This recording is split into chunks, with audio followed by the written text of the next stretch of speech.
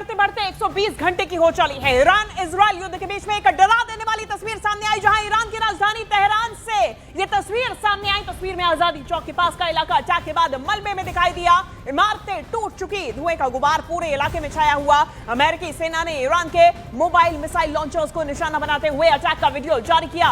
Tehran में हर कहीं तबाही ही तबाही दिखाई दे रही, पूरे इलाके में अफरा तफरी मची हुई। वहीं दूसरे ओर लेबनान के बेरूत में भी इजरायली सेना ने हिजबुल्लाह के हथियार ठिकानों को टारगेट किया। जानकारी सामने आई, जहां इजरायली सेना के हमले में हिजबुल्लाह के रेडियो स्टेशन की इमारत को नुकसान पहुंचा। लगातार इजराइल भी जवाब दे रहा है, जवाबी कार्रवाई कर रहा है और हिजबुल्लाह के भी कई ठिकानों को निशाना बनाया जा रहा है। अब 10 तस्वीरें आप देखिए टीवी स्क्रीन पर, ये 10 तस्वीरें तबाही की नजर आ रही, जहां महायुद्ध का छठा दिन है। 120 घंटे हो चुके और लगातार जंग जारी है और इस जंग के बीच में ड्रोन्स, मिसाइल्स, तमाम बॉम्बर्स का इस्तेमाल किया जा रहा। और वहीं दोहा में अमेरिकी दूतावास को खाली करा दिया गया। बता दें कि अमेरिकी दूतावास को लगातार ईरान की तरफ से निशाना बनाया जा रहा है और ईरान की अटैक के खतरे के बीच में अमेरिकी दूतावास को खाली करा दिया गया। दोहा में भारतीय दूतावास ने भी एडवाइजरी जारी कर दी। भारतीयों से सुरक्षा निर्देश का पालन करने के लिए कहा गया, अपने घरों के अंदर रहने के लिए कहा गया और साथ ही साथ में खिड़की, बालकनी के पास भी जाने से मना किया गया, हिदायत दी गई है। बता दें कि लगातार कतर में हमले जारी हैं। ईरान की तरफ से कतर को, दोहा को, राजधानी को निशाना बनाया जा रहा है और यहां पर जो मौजूद अमेरिकी दूतावास है, इसे अब खाली करा दिया गया है क्योंकि एहतियातन इसे पूरे इलाके को खाली करा दिया गया। यहां पे ईरान के हमले की आशंका है। ईरान लगातार अमेरिकी दूतावास, अमेरिकी बेसिस को टारगेट बना रहा और ऐसे में इंडियन एम्बेसी की तरफ से भी जारी किया गया है और अपील की गई है तमाम भारतीय नागरिकों से कि वो अपने घरों के अंदर ही रहे। भारतीय दूतावास की तरफ से भी इस बीच एडवाइजरी जारी की गई, भारतीयों से सुरक्षा निर्देश का पालन करने के लिए कहा गया। ये देखिए, ये एडवाइजरी है जो कि इंडियन एम्बेसी की तरफ से जारी की गई और भारतीय एम्बेसी की तरफ से, दूतावास की तरफ से जारी इस एडवाइजरी में सभी भारतीयों को अपने घर के अंदर सुरक्षा निर्देशों का पालन करने के लिए कहा गया। और ईरान से जंग के बीच CNN न्यूज 18 से एक्सक्लूसिव बातचीत में इजराइल के बीच मंत्री गिदोन सार ने साफ शब्दों में कहा कि जो भी लोग इजराइल पर हमला करने का ऑर्डर दे रहे, आतंक फैलाने की कोशिश कर रहे या फिर इजराइल को खत्म करने की तैयारी में लगे हुए, वो दुनिया में कहीं भी सुरक्षित नहीं रहेंगे। Sorry, I will not refer to that and I will not refer to anything right or wrong which is operational. We have a good intelligence and good Air Force. This is something that I can confirm. Everyone, I want to make it clear, everyone who is ordering attacks against Israel, terror against Israel, and in the case of this regime, they prepare the elimination of Israel, will not be safe anywhere because we will not wait until they will do what they plan to do. We will get them first. I want to explain that. Our wish, our goal is to remove for the long run, for a long term, not for a few months or a year, the existential threats from Iran. But we realize, and we learned it, that it is probably impossible to achieve it with the current regime in Iran. And we don't want to go to a new war every year. So this is why it is probably essential to have a regime change in Iran. This regime change can happen during the campaign or it can happen after the campaign. But the most important thing is to create the conditions for the people of Iran, which we saw how they fought bravely for their freedom. And it is true, we cannot do it. The Iranian people would do it. But also it is true that without an external help, the Iranian people will not be able to do it. They will simply be butchered, as we saw in the recent past and in other cases in the past.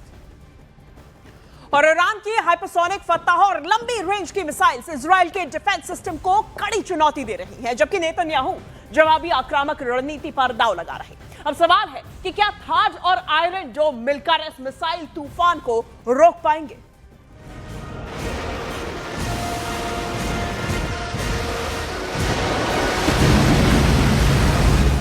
बेत शेमेश में हुए हमले के बाद के हालात देखिए। यहां ऐसी तबाही हुई और इतनी जान गई कि तेल अवीव से लेकर वाशिंगटन डीसी तक हड़कंप मच गया। यहाँ पर मिसाइल गिरी तो बंकर तक फटकर तबाह हो गया और वहां मौजूद कई लोग मारे गए। इजराइल को सबसे ज्यादा दहलाने वाली फत्ताह मिसाइल नेतन्याहू के लिए बहुत बड़ी चुनौती बन चुकी है। ईरान की फत्ताह एक हाइपरसोनिक मिसाइल है जिसकी रेंज 1400 से 1500 किलोमीटर बताई जाती है। इस मिसाइल की रफ्तार मैक 15 तक है, यानी ये 18,000 किलोमीटर प्रति घंटे की रफ्तार तक पहुंच सकती है। इजराइल का मिसाइल डिफेंस हाइपरसोनिक हमलों को रोकने में नाकाम साबित हो रहा है, लेकिन नेतन्याहू इस वक्त डिफेंस से ज्यादा ऑफेंस यानी आक्रामक होने पर ध्यान दे रहे हैं। אנחנו במערכה שבה אנחנו מביאים את כל כוחו של צה"ל כפי שלא היה מעולם למערכה הזאת כדי להבטיח את קיומנו ועתידנו. אבל אנחנו מביאים למערכה הזאת גם את סיועה של ארצות הברית, את ידידי נשיא ארצות הברית דונלד טראמפ, את צבא ארצות הברית, ושילוב הכוחות הזה מאפשר לנו לעשות את מה שאני מייחל לעשות כבר 40 שנה. להכות את משטר הטרור שוק על ירך. इजराइल पर हुए हमलों में जिन मिसाइलों ने तबाही मचाई है उनकी लिस्ट देख लीजिए, क्योंकि यही अब तक नेतन्याहू के लिए सबसे बड़ी परेशानी बनी है। इनमें सबसे खतरनाक फत्ताह 1 और खैबर शिकर मिसाइल शामिल हैं। इसमें कद्र और इमाद मिसाइल भी शामिल हैं। फत्ताह हाइपरसोनिक मिसाइल की रेंज 1400 किलोमीटर है। खैबर शिकन मिसाइल की रेंज 1450 किलोमीटर है। कद्र मिसाइल की रेंज 2000 किलोमीटर तक है और इमाद की रेंज 1700 किलोमीटर है। ये सभी मिसाइल इजराइल के खिलाफ ऑपरेशन में दागी जा रही हैं।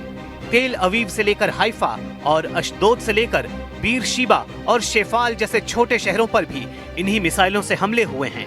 इसलिए ईरान के कमांडर जो वार्निंग दे रहे हैं उसे इजराइल बिल्कुल भी हल्के में नहीं ले सकता। ईरान के मिसाइल गोदाम लगातार एक्टिव हैं और उसके लॉन्च पैड लगातार रीलोड किए जा रहे हैं। इनमें सबसे ज्यादा खतरनाक है ईरान की फत्ताह मिसाइल। फत्ताह की खासियत है ये तेज रफ्तार के साथ अपनी दिशा भी बदलती है, यानी एक ट्रेजेक्टरी में हमला नहीं करती। ये पृथ्वी के वायुमंडल के अंदर और बाहर सभी दिशाओं से गुजर सकती है और जब टारगेट पर हमला करती है तो इसकी रफ्तार इतनी ज्यादा होती है कि दुश्मन का इसे देखना भी मुश्किल है। ये बात नेतन्याहू बहुत अच्छी तरह जानते हैं।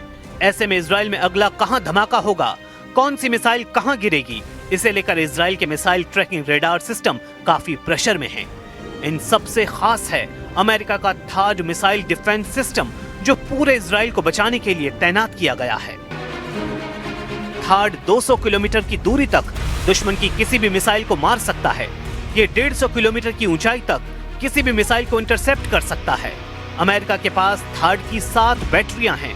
एक बैटरी में 6 ट्रक माउंटेड लॉन्चर होते हैं।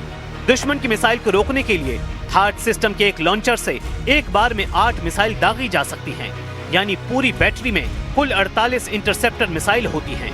इसे ऑपरेट करने के लिए 95 सैनिकों की जरूरत होती है। इजराइल में ऐसे 2-2 सिस्टम तैनात रहे, लेकिन क्या ये काफी साबित हुए? बिल्कुल नहीं। हाइफा और तेल अवीव में गिरती हुई मिसाइलों ने बताया है कि ईरान एक बार में सैकड़ों मिसाइल फायर करने की ताकत रखता है और उनको रोकना ना इजराइल के बस की बात है, ना ही अमेरिका इसमें 100% कामयाब रहा है। अगले 24 घंटे इजराइल के लिए बहुत खतरनाक होने वाले हैं। अगर नेतन्याहू ईरान के लॉन्च पैड वाले अड्डों को तबाह करने में नाकाम रहे तो समझ लीजिए इजराइल और अमेरिका को लगातार बड़े बड़े झटके मिलते रहेंगे। ईरान से युद्ध को लेकर अमेरिका और इजराइल को ऐसे सिग्नल लगातार मिल रहे हैं।